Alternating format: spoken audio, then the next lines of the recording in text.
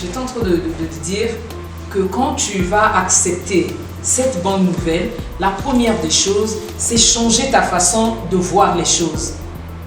Et considère que tu n'es pas n'importe qui. Parce que dans la volonté du Créateur, il t'a créé à son image. Alors, si tu es créé à l'image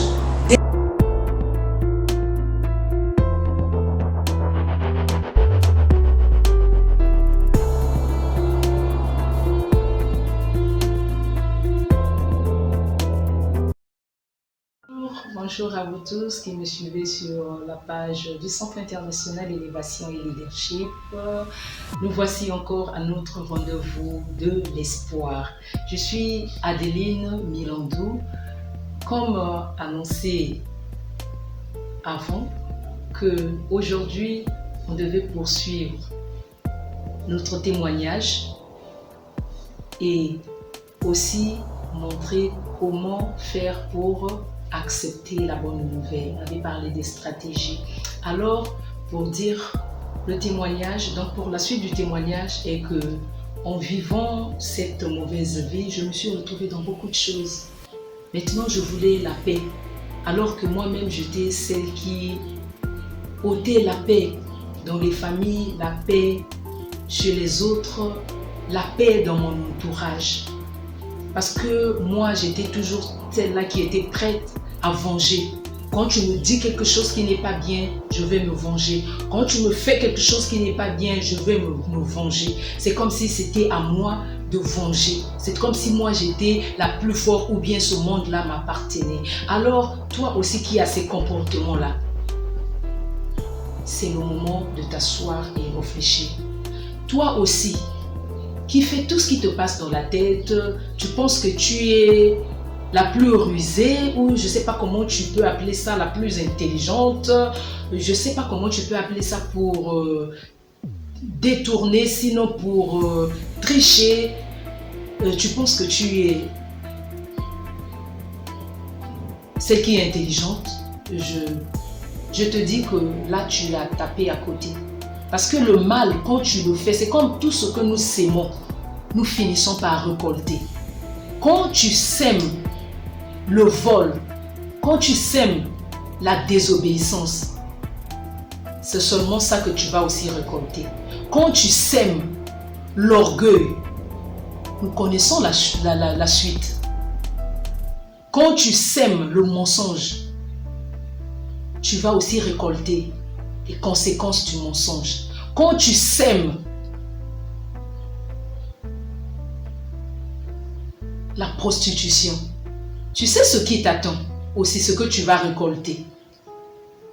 Souvent, on a des excuses en disant moi je connais pas le Seigneur, moi je connais pas, moi des trucs de l'église là, moi je connais pas ces choses, ou bien d'autres parlent de temps d'ignorance, ou d'autres parlent mais moi c'est comme ça qu'on m'a élevé, et moi dans notre famille ça se passe comme ça.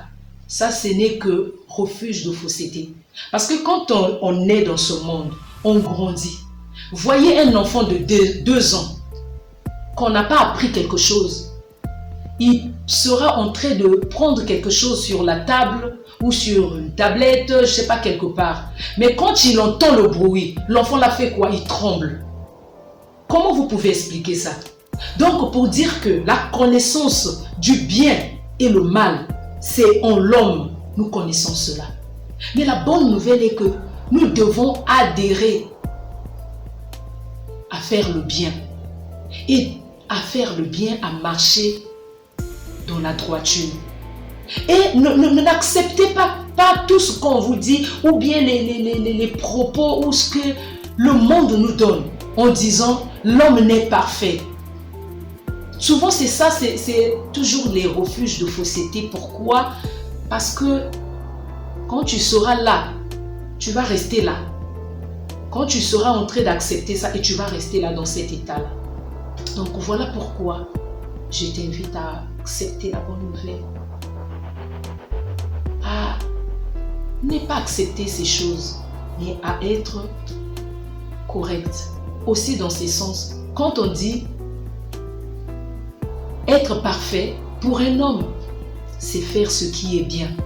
C'est ça être parfait. On ne te demande pas plus, mais d'être normal comme Dieu a créé. C'est ça être dans la droiture. C'est ça être parfait. Où tu vois ta vie qui n'est pas correcte, tu mens, tu triches, souvent tu parles tu parles mal des gens, tu mens, tu escroques les gens, tu es là toujours pour jalouser les autres. Ça, c'est des choses que tu dois t'asseoir pour regarder. Et moi, toutes ces choses-là, ça m'a emmené dans beaucoup de choses, des pratiques. On m'a emmené sur les montagnes, dans la partie nord du Congo, Brazzaville. Il y a des montagnes là-bas qu'on appelle montagne des Mille Biaïda. C'est là-bas un jour, on m'a emmené on a fait des trous, on m'a mis à l'intérieur pour me délivrer, soi-disant des maris de nuit, des toits d'araignée, je n'ai pas de paix, tous les jours, je fais que des 100 jours, je suis en train de manger la nuit, donc je cherchais la délivrance. Et donc ça m'a emmené dans beaucoup de pratiques, et ça, ce sont comme des alliances que je vais encore faire avec tous ces esprits. Mais la vraie délivrance, toi qui me suis, ça vient de toi-même. Il faut d'abord t'asseoir. Parce que celui qui est capable de te délivrer, la procédure de la délivrance, c'est quoi? De t'asseoir. C'est comme ça que j'ai fait pour accepter la bonne nouvelle. J'ai regardé ma vie qui n'était pas correcte. Et ensuite, j'ai demandé pardon à mon Dieu. Des gens qui étaient tout autour de moi, que je connaissais, que je savais que j'avais fait du mal, je suis allée vers eux pour demander pardon. Les gens vont, même si tu demandes conseil à quelqu'un, ils vont te dire, tu ne peux pas faire ça, ce n'est pas un problème de demander conseil. Mais je suis allée jusqu'à chez mes parents demander pardon. Par rapport à ma désobéissance, depuis que j'étais jeune, quand j'ai commencé à faire tous ces vies-là. Ce que je vous raconte là, ce n'est pas des choses que j'ai fait en 2 ans, 3 ans. J'ai passé peut-être 10 ans, 15 ans à vivre cette vie-là, mauvaise vie-là.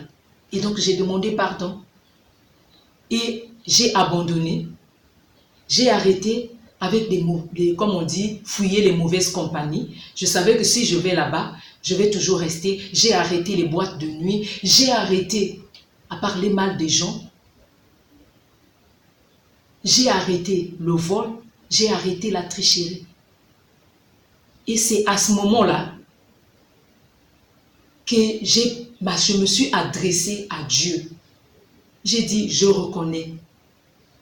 Je sais que j'ai fait. Je ne suis pas allée pour dire, c'était les temps d'ignorance. Je reconnais jusqu'ici ce que j'ai fait. Mais tu as dit, celui qui avoue, délaisse, obtient miséricorde. Et c'est comme ça que moi j'ai accepté la bonne nouvelle jusqu'à ce que je me suis alignée. Aligné à la vérité. Comme on dit, conformément à la vérité. C'était difficile. Je vous assure que c'était difficile. Il fallait payer les dettes que je me suis enrôlée là. Mais avec quel salaire, avec quel argent? Il fallait se discipliner, il fallait entreprendre. Quand c'est comme ça, comme on dit, la vie devient un caillou. Dur. Mais c'était le désert que je traversais. À la fin, quand j'ai fait toutes ces choses, j'ai commencé à marcher avec Christ. Et au bout de quelques années, au bout de 2 ans, le Seigneur a ouvert les portes. C'est là où je me suis mariée. C'est là où j'ai eu une vision pour mon avenir. C'est là où le talent que le Seigneur avait mis en moi, le Seigneur a suscité des personnes pour m'orienter. Et c'est là que je suis arrivée à créer ma marque et à être aussi quelqu'un dans la société et je me suis adhérée aussi à annoncer la bonne nouvelle. Et donc, voilà comment j'ai fait. Et donc, aujourd'hui, le message de l'espoir que je te dis, change ta vie. Abandonne tout ce que tu es en train de faire. Il n'y a rien pour rien dans la vie.